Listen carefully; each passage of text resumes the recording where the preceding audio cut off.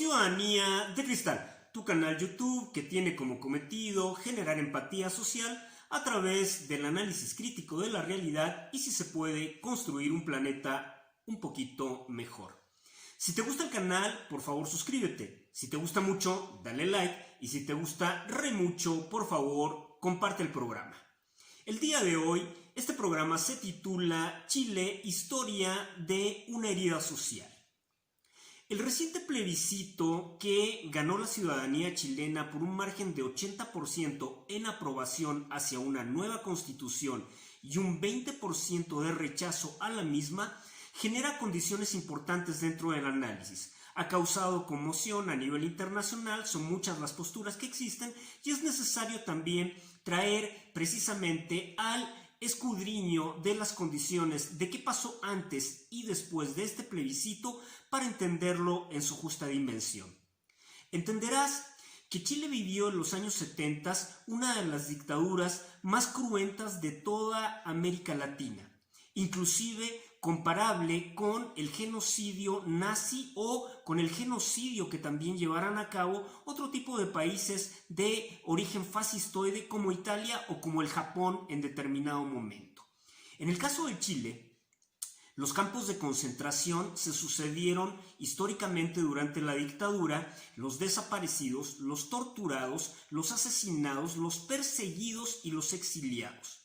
Era un país a modo en donde la élite del poder, que había restablecido sus tareas de clase, tenía el control entero de la generación de la realidad social y además de las condiciones que pudieran empoderarla y mantener sus privilegios, tanto económicos como políticos como culturales.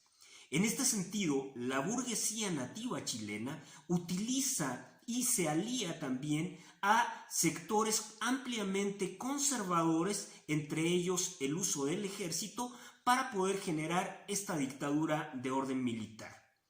Aunado a esto, hay otra variable importante. En 1970, si tú miras casi toda América Latina en los años 70, habían dictaduras militares. La pregunta es ¿por qué habían dictaduras militares? Porque evidentemente la Guerra Fría entre los Estados Unidos y lo que todavía era la Unión Soviética se mantenía vigente para tratar de imponer el paradigma tanto capitalista como socialista, es decir, había una pugna de modelos político-económicos importantes dentro de la base de sustentación social en el mundo, ya no solo en Occidente. Y en este sentido, a Estados Unidos, temiendo el advenimiento de la izquierda latinoamericana, que cada vez iba de manera insurgente abriendo nuevos espacios a nuevos diálogos de orden social, evidentemente quería combatirla. Ya tenía el espectro de Cuba a su lado y por lo tanto no quería que esto se generalizara finalmente a toda América Latina. Y por lo tanto, Estados Unidos, desde Washington, promocionó diferentes golpes de Estado y dictaduras militares sangrientas todas, que desde luego crearon un clima de desolación a través de estos pueblos que buscaban la autodeterminación histórica dentro de su desarrollo y dentro de su devenir histórico, político y social. Y en este sentido, la dictadura de Augusto Pinochet, que derroca al gobierno democrático de Salvador Allende y se instaura un nuevo modelo, un nuevo paradigma y un nuevo arquetipo que en ese momento se había construido, que era el neoliberalismo dentro del capitalismo como doctrina económica, se instaura a sangre y fuego. Se proscriben sindicatos, se privatiza prácticamente todo el espectro del área de propiedad social, es decir, todo el apoyo social del Estado hacia la sociedad se empieza a privatizar, desde la salud, desde las condiciones de las universidades, desde las cuestiones de apoyo económico hacia la vivienda, hacia cualquier clase de condición que pudiera dignificar y desarrollar a la sociedad chilena, es privatizado. Y se manda a mercado abierto y se convierte precisamente en un país donde el capitalismo adquiere ese matiz de salvajismo que no tiene necesariamente ni en los países industrializados, donde inclusive la propensión del Estado hacia las condiciones de salud suele ser un poco más halagüeña que lo que pasaba en esos momentos en Chile. Y entonces, para imponer este sistema, había que asesinar, había que torturar, había que exiliar, había que perseguir, había que condenar y había que crear un Estado ampliamente represor que permitiera que los privilegios de la burguesía nativa se pudieran reproducir.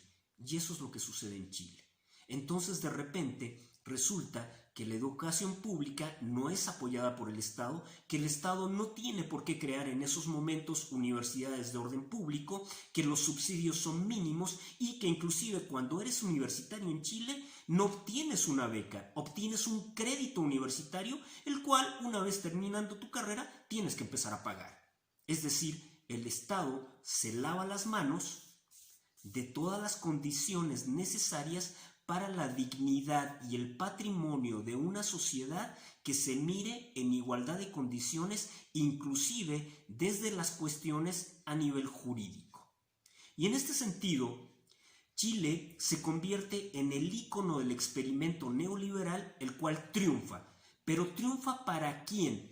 Triunfa para las élites de poder, para los grupos de la burguesía nativa que tenían controlado y amordazado al tejido social, no le permitían ninguna clase de desarrollo y por lo tanto Chile era el gran campo de concentración en este momento de América Latina, donde el fascismo se instauró a través de una dictadura cívico-militar que impidió el desarrollo humano por más de 18 años en este país del Cono Sur.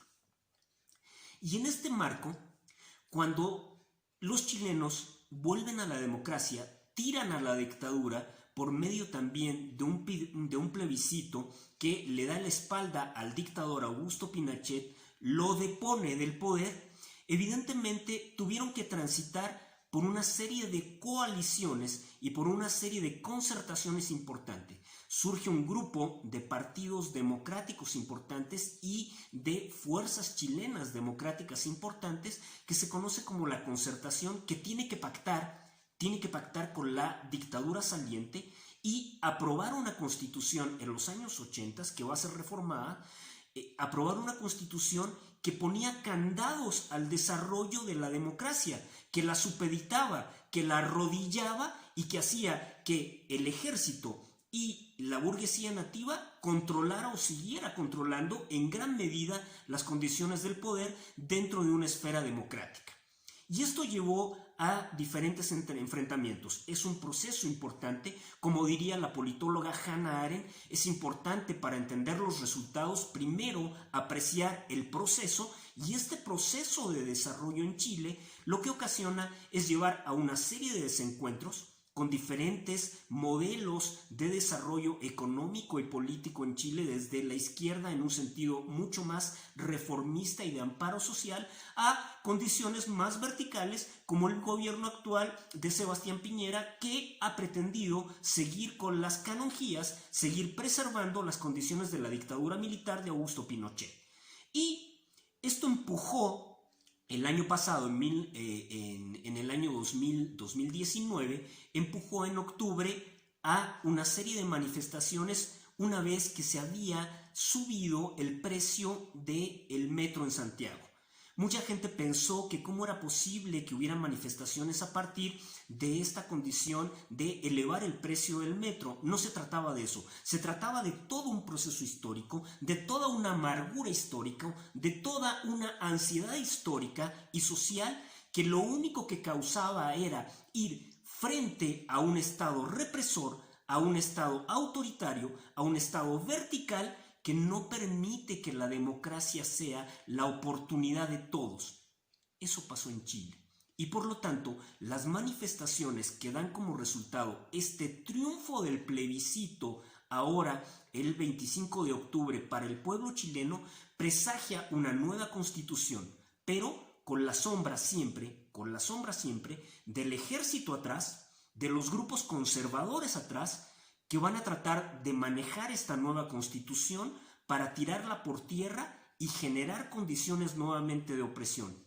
Chile siempre está al borde de la guerra civil, siempre está al borde de la dictadura, porque es un país donde la conciencia social no ha sido callada y donde el expresidente Salvador Allende vaticinó: un día se abrirán las grandes alamedas por donde pase el hombre libre para construir una sociedad mejor, pero siempre con la sombra del fascismo, de la dictadura y del militarismo en este país.